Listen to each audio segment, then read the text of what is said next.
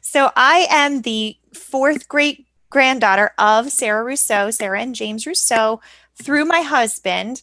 And Sarah had a daughter also named Sarah. So Sarah Jane had Sarah Elizabeth, and then Elizabeth had Jenny. And Jenny was Grandma Jenny. Grandma Jenny took care of Richard, Ronald, and Reggie, Reggie being Ryan, my husband's father, when their mother passed. So she died suddenly, and Grandma Jenny came and took care of them. And so, being the grandchild, she absolutely knew, or the daughter of Sarah Elizabeth, who was on the train, there would have been stories and all kinds of things. This is not a far off, adventure. This is very close. And I have her rocking chair in my office right now, and it has the hands are all worn. Reggie would tell me about how she'd sit and she'd rock and she'd tell stories in her hands. She'd rub her hands on it. And so it's real special that we have the storytelling chair here. Wow, that's great. I am going to retranscribe and fix grammar and fix things and annotate the whole diary. Reading that wonderful diary, I just think about every day they traveled for over 7 months. They Stinky people now. They were held, they stopped in near Salt Lake for a couple of weeks if the weather was bad. But, in the course of the day, the conversations, what are they talking about? Yeah. So I am actually novelizing the entire diary in a responsibly fictional way. So I'm making sure things are historically accurate in the framework. However, what did they say? What did they wear? Whatever I decide. Right. Well, that's it. You're so right. I think the same thing. And that's why I see the value, extreme value, and I have a lot of interest in your novel. My name is Nick Cataldo. I'm a retired special ed teacher. And when I was 12 years old, my family moved to San Bernardino, California. And I lived there, 53 years. As I mentioned, I taught special education for 36 plus years. And that was a very passionate part of my life. I absolutely love teaching. I also have a strong interest in history. I used to watch Westerns on TV with my grandparents. Both my grandfathers in the early 60s. We watched How Gun Will Travel, Gunsmoke, The Life and Legend of Wyatt Earp, and all these shows. And I just developed this interest in history of colonial history too, but especially the Old West. And when we moved to San Bernardino when I was 12 years old, I found out this was part of the West. And I started getting very interested in local history. And that's really my forte. I love reading, researching, exploring, touching history where I live. And one of the important families or well-known families that came out to San Bernardino, I found out when I was a kid, was the Earp family. So the Earps are a big part of my interest. And you've written books, not just one, but multiple books regarding the Earps and the pioneers that are in the local area, right? Yeah. I've read a few books. I wrote 2 books on the Earp family. One was through the San Bernardino Historical and Pioneer Society. It was called the Earps of San Bernardino County. And I co-wrote that with Fred Holliday, who was no relation to Doc Holliday, but he was an early member of our historical society. And in 2006, I wrote a book called The Earp Clan, The Southern California Years. And it's in 3rd printing right now. In addition to the Earps, I wrote a book, Images of America, San Bernardino, California. It's a oral history. It's through Arcadia Publishing. If you go to Barnes and Noble or Amazon, you'll see. Yeah, there's one for every city. Oh, every city, yeah. Yeah. I co-wrote a book called Pioneers of San Bernardino County, and I co-wrote that with Arda Hansel, who is one of the most prominent historians of San Bernardino County and also Southern California. She passed away. That book was published through the San Bernardino County Museum Association. Besides that, I've written many articles. I've written articles for the Tombstone Epitaph, Old West themed articles, but a lot of them pertain to the local area here in San Bernardino, Mojave Desert, Southern California.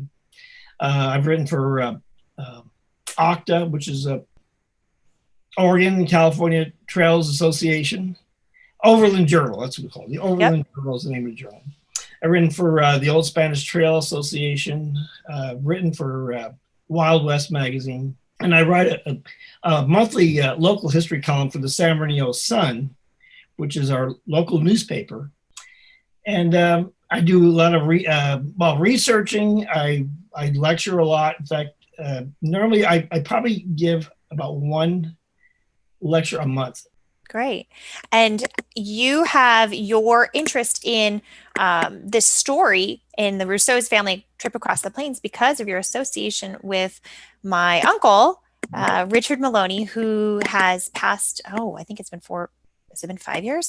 Oh my goodness. Okay. So, and you guys were friends for many, many years through the Historical Society, which makes you now a family friend.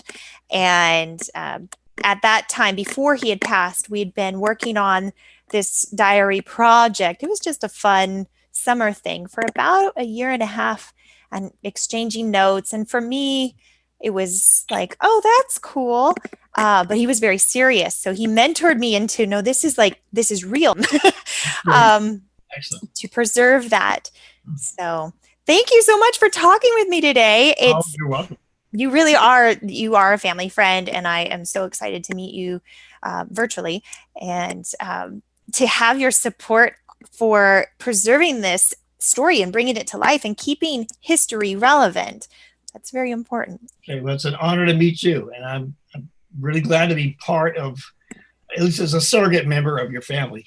Absolutely. Well, anyway, I enjoyed your article very much.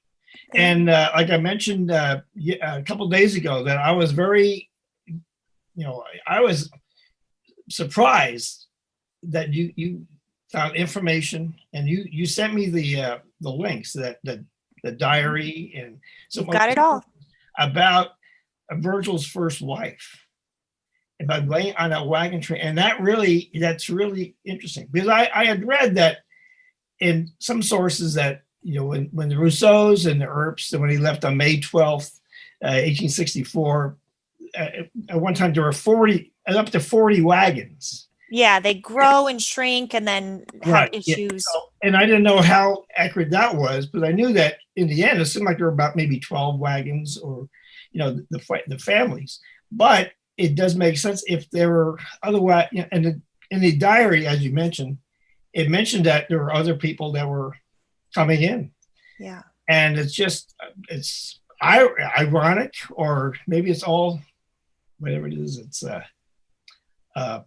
synchronized that they're all going somewhere. And here his Nick Earp's not ex-daughter-in-law, but I think so. Ex-daughter-in-law or non-daughter-in-law. Non-daughter-in-law, right. Yeah. So it's very interesting. Yeah. Mm-hmm. Thank you. That was one of the things I felt really disappointed in, that people would be hyper-focused on just the Earps, or just the Rousseaus, or just the Kelly Larimers, or just because they had nice, complete, round stories, but no one overlapped them and saw that they absolutely are inextricably tied together. Right. And there's this sequence of events, just even like Irving Merrill did his ancestor, and this guy with George Foreman, they see the train, the horses that are robbed from the Rousseaus. They see them coming through, and I'm like, how did you miss this? They're like whoosh, right there. Oh, there's so much. You're right. I mean, juicy. That diary is so incredible. Mm-hmm. I mean, I don't know if there is a diary as extensive. With all the people. The people are amazing people. The people. And Sarah Jane was very, she was educated for her day, and she wrote that way. And it's, I mean, you think about their travel. It took them over 7 months to get from from Pella, Iowa to San Bernardino. Mm-hmm. And you know that, even if people got along well in the beginning, after a while, you're going to be a little irritated, maybe even with your own family. It's a long way to travel. And she took the time out, she wrote. And she mentioned about when she stopped in Salt Lake. Well, it was not in Salt Lake. It was on the way to Salt Lake, and she saw Brigham Young. With the nice but fleshy man. Yeah, fleshy man. Yeah, and I think she kind of described him as being kind of a pompous. Yeah, interesting.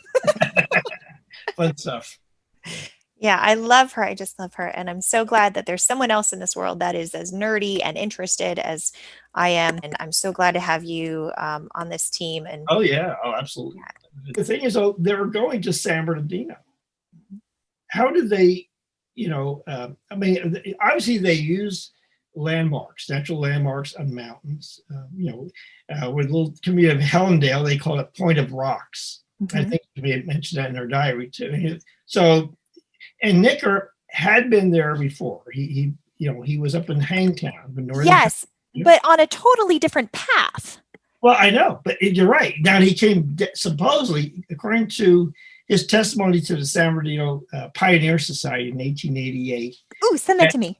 Yeah, okay, sure. I'll say, yeah, basically it was, the first member. Actually, to be a member of the Pioneer Society back then, you had to show you arrived in California before a certain date, in San Bernardino County before a certain date, and how you got here. And he mentioned that, he went to Hangtown. Then he mentioned on his way back, he took a southern route. And I'm sure it's probably the old Spanish trails, which would lead into Cajon Pass and San Bernardino. Yeah. On the way out. But he went down there. Why he went down to this area, who knows? But he said that he fell in love with the area and he was determined to come back. Well, if that's accurate or inaccurate, 13 years later, because he left in 1852, about 12 years later, that's where they went. And their goal was to go to San Bernardino. I remember after 12 years, it's a road, wagons had come out, but it's not like you're having thousands of cars on a freeway. Right. Well, there's some theories there with the Mormons, because the Mormons started flooding in as well. So there were multiple, not Spanish trails, but departures. Right. In the 1840s and 50s, but when more immigrants were coming in, it's just, I don't know. And like after a while, you see a road. Obviously, if a road is washed out, there's no turning back. There's no AAA.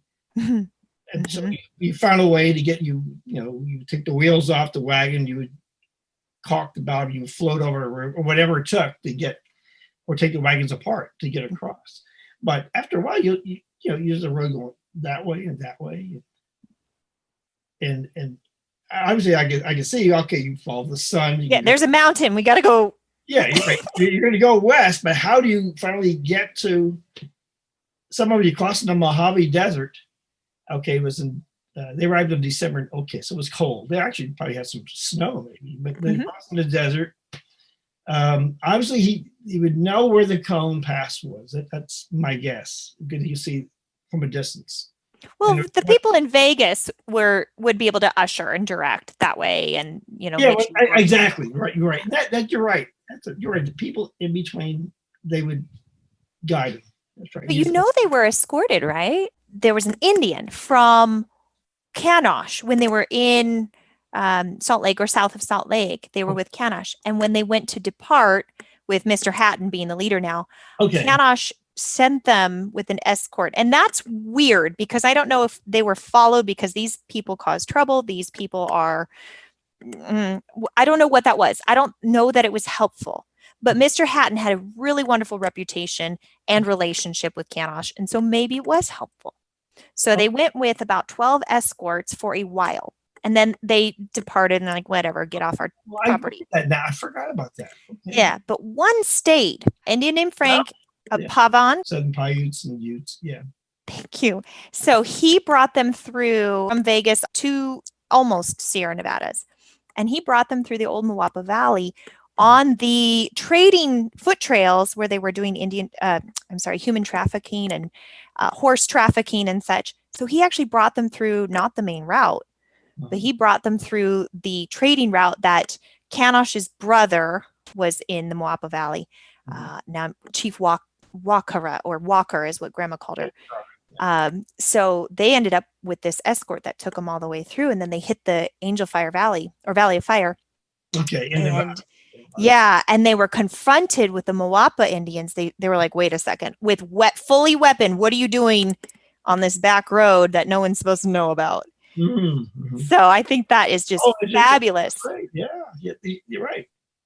I've been fascinated since the first time I saw part of the diary. It was from Salt Lake to San Bernardino. It was published by the San Bernardino County Museum. And I always wondered, well, what happened, between Iowa and Salt Lake? And then when I met your uncle, Dick, and when he joined the Historical Society around 1980, and I found out that he was related to the Rousseau family. In fact, I was calling him Rousseau. I didn't pronounce the family name wrong, but he mentioned he had the whole diary. I just thought, he was telling me stories, and then he let me look at what he did. He let me photocopy. So I've got a copy of the entire diary that he got. The transcription. The transcript. Yeah. And after Dick passed away, and I visited with Mary Lou a few times, she had some items she wanted to donate to the Historical Society that belonged to Dick. And she took out this diary, and I just thought, God, is like the holy grail. I mean, it's like I didn't want to touch, and I've got a couple pages inside the diary. One of them has a flower, a desert flower that Sarah Jane put in there as a keepsake or bookmark or who knows what. And also she pencil drew a we call wagon circle. What do you corral? A corral, yeah. When they made it, like on TV, and she drew it. I mean, it's like this is what they did. They really did make a circle, and that's pretty cool.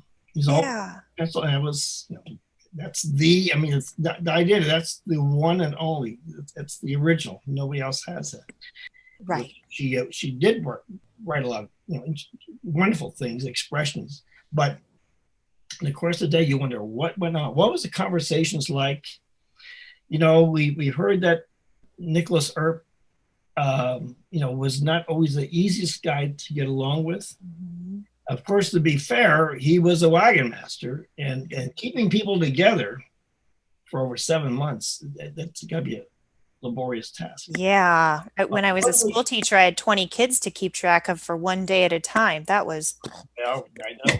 I mean, I taught too. Yeah, you're right. It's tough. Yeah. So it's, yes. I'm very interested and excited to read your novel.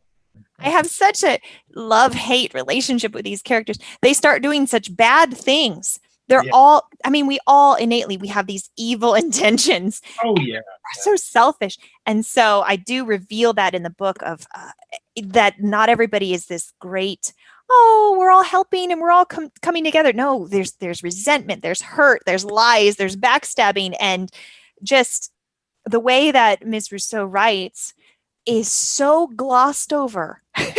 Oh, she does. It's so proper. She stays very calm. Oh, I'm so excited to read you a chapter today. But I want to just identify the people that show up in that first chapter to establish not just Sarah's story, but the fact that different people are influencing her and putting her in this position. And so the first chapter introduces Nicholas Earp and Israel Curtis, who have a existing relationship. They work in the county together-ish. One's a lawyer, the other one is a military-ish lawyer. So we've now got these common themes of I'm the big man in the courthouse and I'm the big man in the military courthouse. And so these big personalities clashing and coming together with how are we going to manage the new political wave that is hitting. And now one thing that I did have to tweak in here was the Pella residents were so good about volunteering for the military, especially if they were from the Dutch community, because that was money. Right. So they were actually exempt. The Pella proper residents were exempt from the draft rolls at this time. Mm. But if you were not in Pella proper, good luck. Okay. Mm. So I'll start that. So this is chapter 1-ish, it might change from here on out. And There's a lot of true facts in there. All right. Pulling on the leather reins, the grayed, thickly bearded man halted his horse and cart in front of the Marion County Courthouse. He sat for a moment to let the dust settle around him.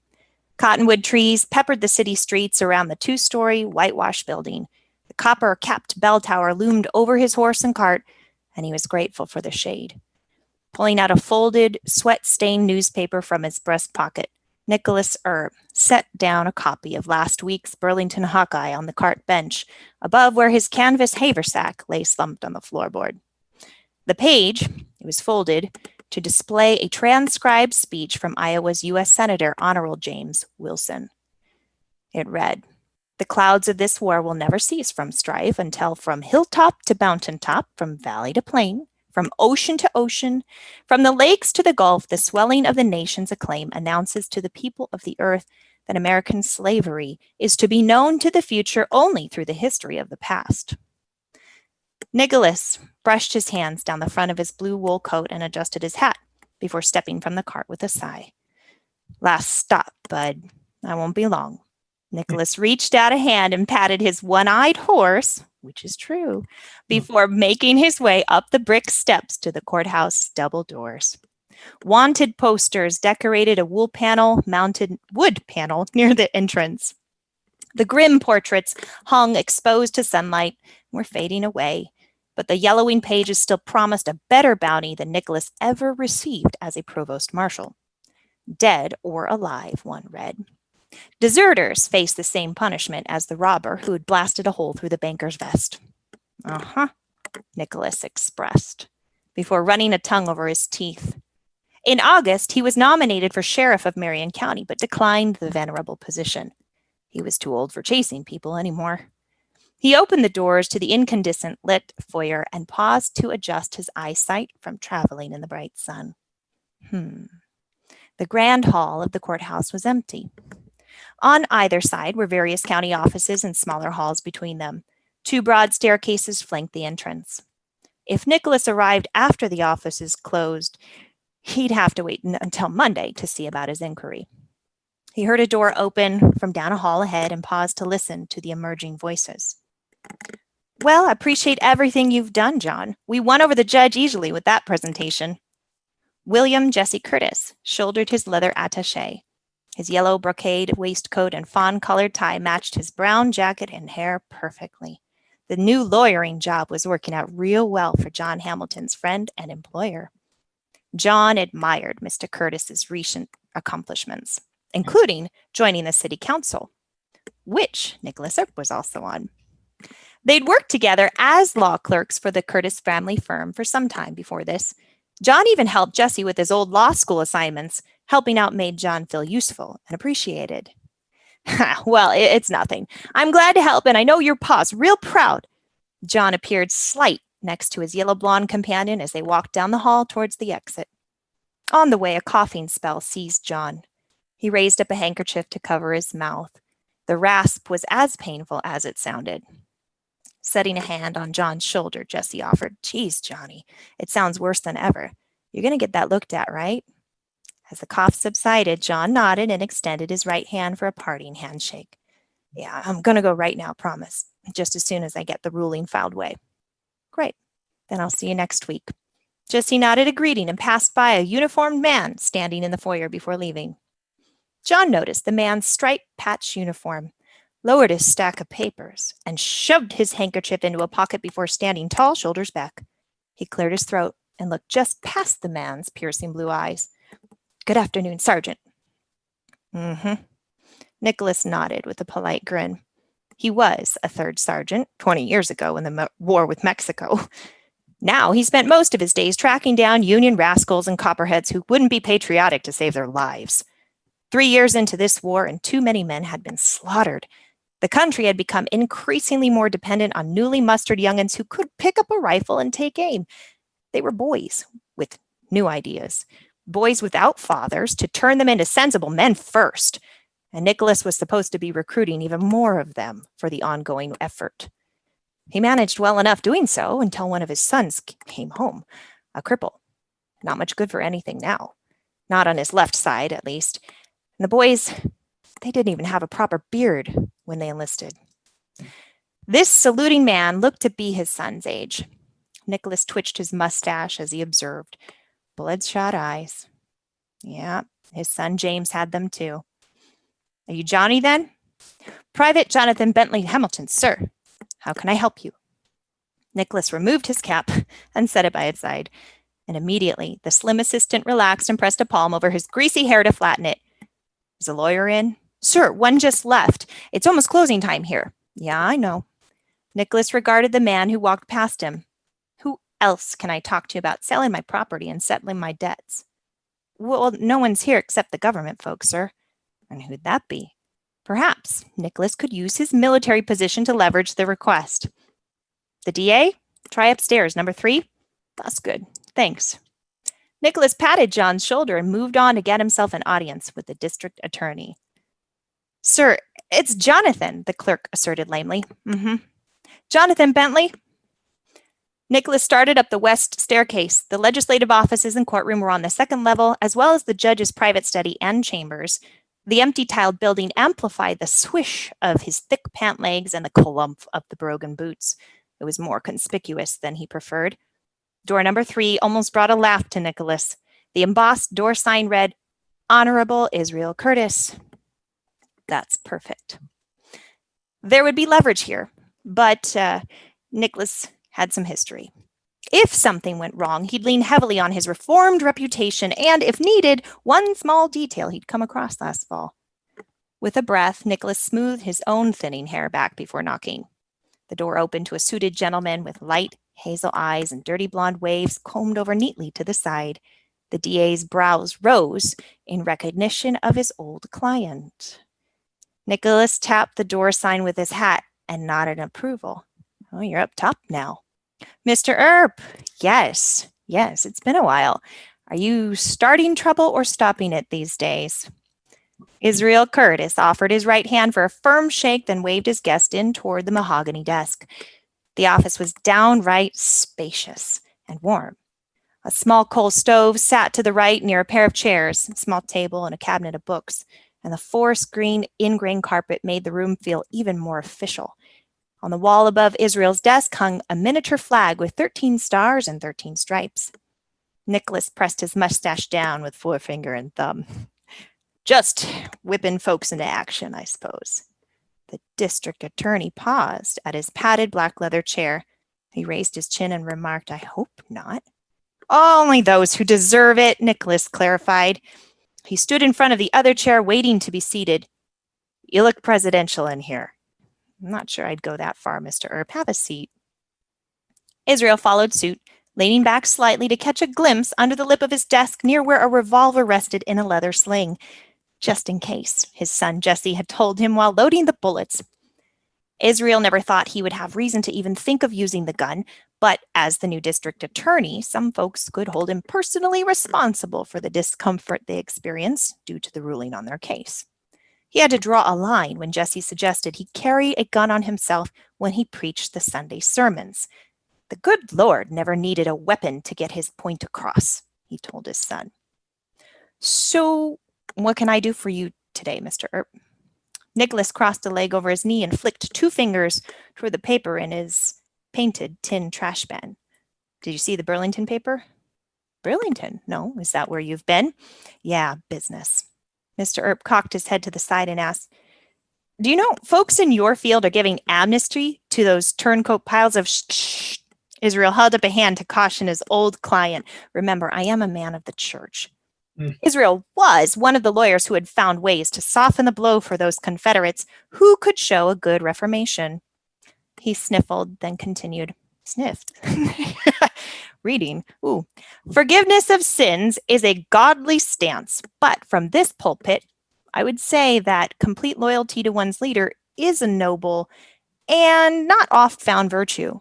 To imprison someone, or worse, for something that's not a crime if that same loyalty was offered to the Union would be hypocritical, wouldn't you say? Well, there went Earp's military connection. Israel was a genuine Solomon. His mild manner and intensely green eyes made listening to his logic almost hypnotic, and he deserved the honorable in his title. Make a good case. Nicholas needed to try harder to curry some favor, not start a row. I've been real loyal to the Union and protecting its interests for a while, serving my time, but now I need to play the right card. No one knew that he'd already put in to retire. I'm thinking now's the time for me to get out of all this chaos, and that Governor Stone and the others are stirring up around here. He's pushing real hard for hitting the enrollment quotas, and repeat names are starting to show up in the draft rolls. Looking up at Israel, he saw the man swallow and look away. Nicholas softened his voice a bit and continued. How many times do you think you can afford to pay your way out of seeing your son maimed and hardened by battle? A life for a lifetime of wages when we could all just leave it be? Because of his position as the recruiter, Nicholas knew the Curtis family had paid for a draft exemption. $300 with no guarantee the name wouldn't come up next round. He thought about the high dollar rewards he saw posted in exchange for the life of a criminal. Some evildoers are worth more than a draft evader, but they keep their value when they're dead. That's a funny system. Israel straightened up in his chair. I've done what I could to keep him off the battlefield, fair and square. So far, he'd pulled every string he could to get his boys married and into critical careers. They weren't cut out for fighting. Israel's sons had higher callings on their lives. William Jesse, his eldest at 26, just finished law school and taken over the family firm, Curtis & Curtis. Richard Henry at 21 didn't have the same level of aspirations, but had a good head about him. He might make a fine preacher one day. Clergymen were to be spared from the draft, but Richard had adamantly refused to participate in the church's affairs, not even for appearances. What are you getting at, Earp? And why are you coming to me? I'm planning a trip to California, out of the way. There's good soil, good weather, no trouble, he explained. And now what I need from you is to figure out how I can start my residency there as soon as possible. Stop beating around the bush, Earp. All right. Nicholas slowed his speech. I'd like my family to no longer be considered Iowans, even though I still need some time to sell off my property and get a wagon packed. Israel furrowed his brows. Are you saying you'd like me to fib on a property record and get myself mixed up in one of your schemes? When Mr. Earp came to town, he had hired Israel to reduce some criminal charges from an unpaid promissory note on an Illinois home. Israel also settled the claimant's tax on the defendant for bootlegging, a side operation that might even still be in business. Mr. Earp, I could charge you with a crime right now. Oh, with God as your witness? The two men locked eyes, and Nicholas squinted. I am not asking for anything illegal, I see. I know exactly what this could cost me. So I'm coming to you for proper advice. Is there a way to get me and the boys off the roster legally? I just need a head start.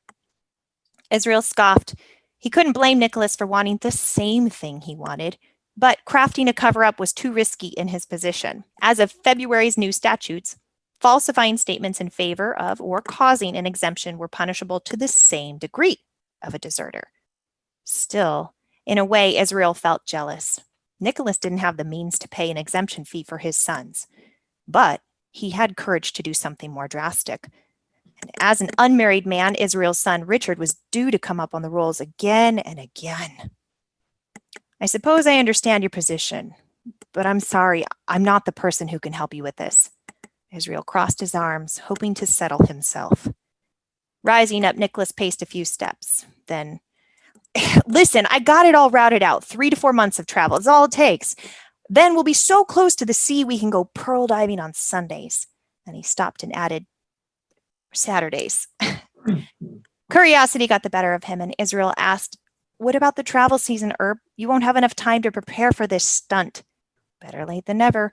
I'm done with the Army. I'm done with Iowa, I see. This is for me and my boys. By Israel's prior logic, being disloyal to the country wouldn't constitute a crime in God's eyes if it meant being loyal to one's family. Sometimes this job meant using godly wisdom instead of a mere human's ideas. Even the Israelites abandoned the wicked Pharaoh to follow God's plan of protection for their family. He nodded in response to his own internal justification. What's all that? Nicholas pointed at his head. I was wondering, if you know the way, would you consider taking another along? And a spark lit in Nicholas's eyes. Anyone? You thinking of smuggling contraband in my wagon? With a sudden pound of his fist, Israel shouted, "Dang, no!" Even Israel jumped at his own loss of composure. And he looked up just past Nicholas to a filigreed oval frame featuring a stylish-looking woman in the corner who'd faint over that reaction. She was expecting him for dinner.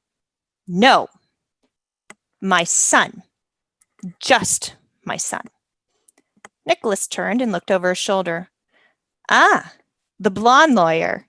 He looked more closely at the family and the daguerreotype. "He takes after your wife." Israel grew even more irritated by the minute. Mr. Earp turned the tables. "No, not him." He stood up and came around the desk to face Nicholas. "But I think he can help you with your request, if you can truly help me with mine." "I see. If you can do this, I'll smuggle your whole damn family." Israel put out a hand to shake on it. "To California." Nicholas echoed. "To California." End scene. Oh, excellent. Oh, I tell you, that sounds terrific. I can't wait to hear or read the rest of your novel. You know, your voice is so terrific.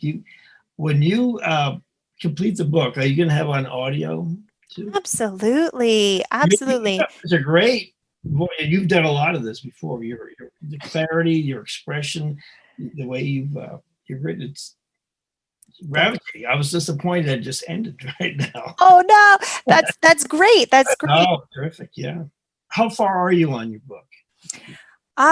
Well, chronologically 11 chapters. Okay. But as I get to the research, I fill it in the future, so it's sort of unfolding like an accordion. That's right. Oh, I understand. Yeah, and every little thing, it's very laborious, I would say. It's so fun to have the conversations with these people, but even to walk into the courthouse to find images of what the courthouse looked like, what color was the courthouse, and then it has the steeple and the shadows and what time of the day and where.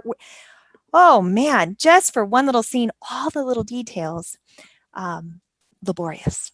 Well, you know, just thinking about, you know, the diary. I mean, once they went on the trek, they started their trek. I mean, so much went on in the next few months, but just the preparation, I just think, for me, some of the most amazing aspects of these pioneers leaving a kind of a cushy life in the Midwest or East Coast, making that trek out west. I mean, the thought patterns, all the decisions. Usually they're from men. You know, men make the decisions for the most part. You know, I always wondered, you know, how did Virginia Ann Earp or Sarah Jane, although she had rheumatism, I guess, you know, did they all say, let's go, let's go way out there, and we don't know what the heck we're going to see? You know, you'll find out in the book. Every single character has a special opinion. Very good. And Ginny, Virginia Earp, she's cool. Oh yeah, she is. She smoked a pipe. I know that. Yeah, and so far they haven't met, but I can't wait for them to meet. Okay. Chronologically, they haven't met. You won't see that. But, oh boy. Yeah, that's good. And I think there's some very cool moments that are going to happen where, regardless of the drama between the husbands, the women are going to establish a bond. This is a scoundrel's wife, gambling, bootlegging, you're raising hooligans, you can't get your act together, your husband's always in trouble, there's always these things, and your children are wild, compared to Miss Rousseau's perfect children. Yeah, right? Yeah. Well, yeah, you're the author. You can see. Right. So at some point, there's a come to Jesus of, oh yeah, God, thank you for keeping us alive. You know, your unsanctioned ways have kept us alive, and that's very special between the women to say thank you. Well, I'm so excited to be able to share a portion of this and build up some excitement about the projects that we're working on together and in support of each other. with other members of the Historical Society and whomever you choose. So I hope that they will find this fun and interesting, and not the same note being played over and over and over, but really seeing things come to life. Thank you everyone for joining us today. If you want to know more about the Rousseau Project, I am putting up on a blog photos, maps, and things at janellemolony.com/Rousseau, ROUSSEAU. And I'm available on @Rousseau Project on social media, Facebook and Instagram. I'll put the links in the comments or up here on the screen for you as well. Bye, Nick. Have a great rest of your day. All right. Take care.